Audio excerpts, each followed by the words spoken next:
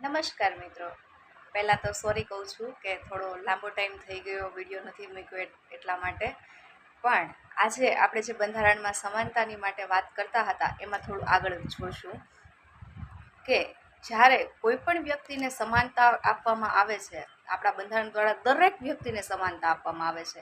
એ પછી પ્રધાનમંત્રી હોય તો પણ ભલે, વડાપ્રધાન હોય તો પણ ભલે, વડાપ્રધાનથી માંડીને કોન્સ્ટેબલ સુધીના દરેક અધિકારીઓ જે સરકારી અધિકારી હોય તે પણ કાનૂની સમર્થન વિના કોઈ પણ કૃત્ય કરે તો એ સામાન્ય નાગરિકની જેમ જ જવાબદાર છે. જે ગુનો સામાન્ય નાગરિકને લાગુ પડે છે તેવો જ ગુનો એમને પણ લાગુ પડે છે. જો એમને કાનૂની સંમતિ આપવામાં આવી હોય કે તમે આ પ્રકારનો કાર્ય કરી શકો છો, તમને એમાં